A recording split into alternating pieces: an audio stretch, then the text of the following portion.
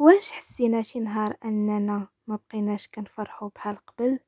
نفس الحياة، نفس الناس، ولكن داك الحماس اللي كان فينا اختفى.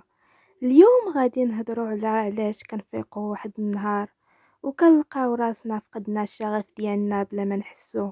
مرحبا بكم في قناة كلمة لقلبك. حنا ما كنفيقوش واحد النهار وكنلقاو الشغف ضاع. الحقيقة راه كيمشي بشوية بشوية. في البداية كنكونوا عامرين طاقة، عندنا أحلام، طموحات وحماس لكل حاجة جديدة، ولكن مع الوقت كيولي كل شي عادي، نفس الروتين، نفس الأيام ونفس التعب، وكنبداو نحسو براسنا غير كنعيشو ماشي كنحسو بالحياة. كنفيقو كنقضيو نهارنا وكنرجعو نعسو، وبين هاد الشي كامل كاين واحد الفراغ اللي كيكبر.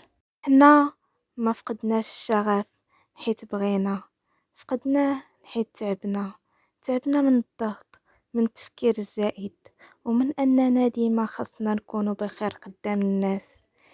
كنكتمو بزاف ديال الحوايج وكنقولوا غادي تدوز، ولكن في الحقيقة كنكونوا غير كنهربوا، ومع الوقت كنفقدوا داك الإحساس اللي كان كيخلينا نفرحوا بالحاجات الصغيرة. داك الشي اللي كان كيعطينا طاقة كيولي عادي بلا معنى، وكنوليو نسولو راسنا علاش ما بقيناش بحال قبل.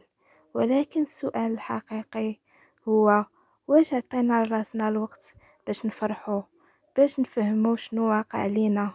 حنا تعودنا نبقاو غاديين بلا ما نوقفوا، ولكن الانسان ماشي آلة، خاصو يرتاح، يحس ويعيش حتى المشاعر ديالو ماشي يهرب منهم. فقدان الشغف ماشي ضعف، راه إشارة أن احنا محتاجين نوقفوا، نراجعوا راسنا ونبدلوا شي حاجة في حياتنا.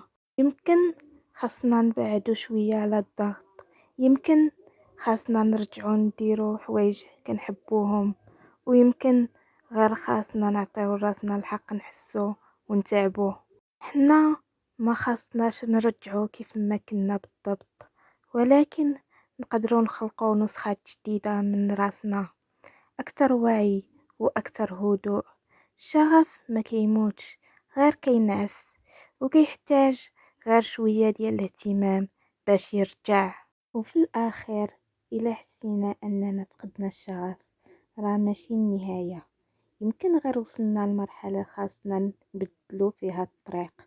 والمهم ما نقصاوش على راسنا، حنا كنستحقو نعيشو الحياة ماشي غير ندوزو منها. وخليو في بالكم أنه أحيانا البدايات جديدة كتكون من لحظة صادقة مع راسنا، وهكذا غادي نكملوا مع بعض رحلتنا باش نخليو قلوبنا حية.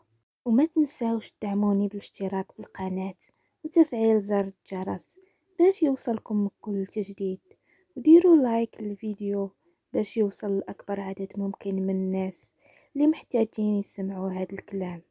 وخليو لي تعليق يكون مزيون بحالكم، وقولوا لي الرأي ديالكم في هذا الموضوع، نحيت الرأي ديالكم كيعني ليا بزاف، وكنقرا جميع التعاليق ديالكم بكل حب. ونتلاقاو في فيديو جديد نهار الاربع ان شاء الله باذن الله تعالى. يلا تهلاو لي فراسكم، بسلام عليكم وفي رعاية الله تعالى وحفظه.